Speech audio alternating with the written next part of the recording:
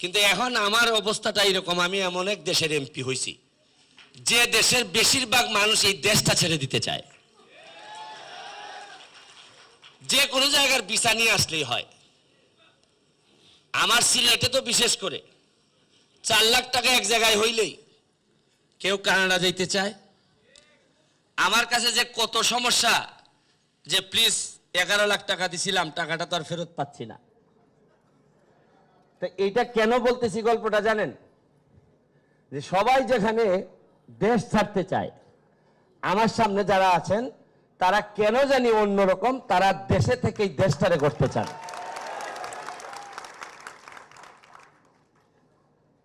আমি আরেকবার বলছিলাম এইখানে এসে আপনাদের একটা প্রোগ্রামে, যে এমন একটা দেশ যেখানে উদ্যোক্তার চেয়ে দালালের দাম বেশি। যে জায়গায় যায় দালালিতেই টাকা বেশি।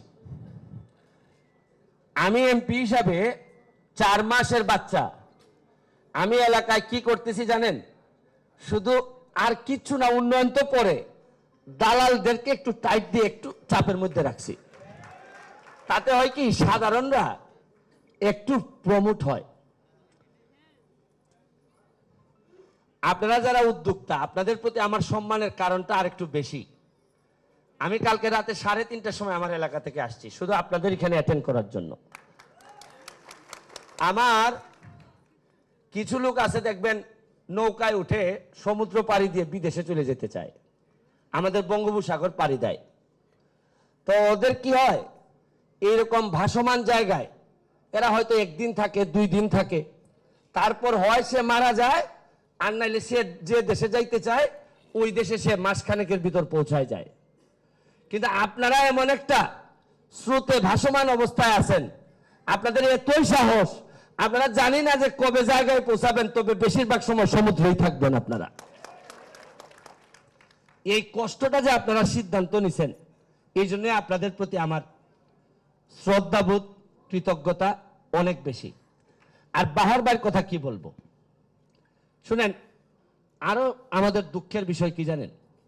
আমাদের দেশের অসাধারণ মানুষরা সাধারণ কিছু করলেই অসাধারণ রেসপন্স পায়, আর সাধারণ মানুষরা বাহার ভাইদের মতো তারা কোনো অসাধারণ কাজ করলেও অসাধারণ ট্রিটমেন্ট পান না, তারা অসাধারণ ট্রিটমেন্ট পান।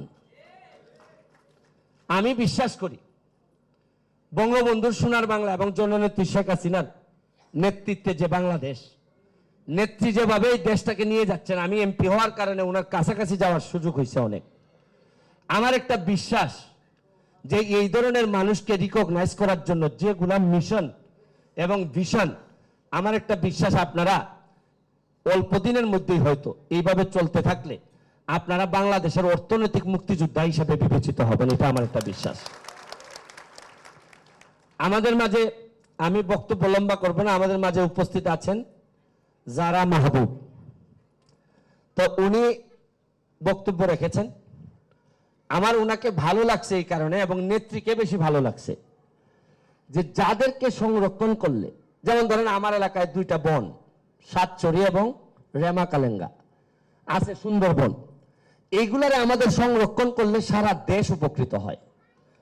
কিন্তু আমার মনে হয়েছে যে আমাদের যাদেরকে সংরক্ষিত আসনে নেওয়া হয়েছে এর মধ্যে টপের মধ্যে আছেন যে যারা মাহবুব, যাকে নেত্রী সংরক্ষণ করাতে পুরা দেশ লাভবান হবে, এরকম একজন আমাদের মাঝে এখানে উপস্থিত হয়েছেন। আমাদের মাঝে মাননীয় মন্ত্রী, আমি আলাউদ্দিন নাসিম সাহেবের কথা বলি, ফুটবল খেলতে গেছিলাম ওনার এলাকায় গত 2 মাস আগে। তো আমি জানতাম না যে ফেনীর মানুষ এত আপন করে নিতে পারে। আমি ফেনীর মানুষ হিসাবে আলাউদ্দিন নাসিম ভাইকেও ধন্যবাদ জানাচ্ছি, বাহার ভাইকে কি বলবো, আর অনেক কাজ করে যাচ্ছেন। আর আজকে যিনি আমাদের মাননীয় মন্ত্রী এমপি তাজুল ইসলাম সাহেব, ওনার কথা কি বলবো। আমি গতকালকেও, আমার কি লাখ কপাল দেখেন, গতকালকে আমার একজন পিডি গেলেন আমার এলাকায়। আমি, আপনারা জানেন যে একটা ময়লা, এমপি হওয়ার 1 সপ্তাহের মধ্যে একটা ময়লা নদীতে ডুব দিছিলাম। তো অনেকেই বলছেন যে এমপি হয়ে তুমি ময়লা নদীতে ডুব দিলা কেন? কারণ বিডি ক্লিন গেছে আমার এলাকার ময়লা পরিষ্কার করতে সারা দেশ থেকে। তো প্রায় 600-650 ছেলে ময়লা পরিষ্কার করতেছে, কিন্তু গিয়ে দেখি কি আমার এলাকার ছেলেরা কেউ ময়লাতে নামে না, এরা ভিডিও করে। তা আমি চিন্তা করলাম যে সারা দেশ থেকে 650 লোকজন গেছে, গিয়ে বলবে যে ব্যারিস্টার সুমনের এলাকার মানুষ এরকম কেন।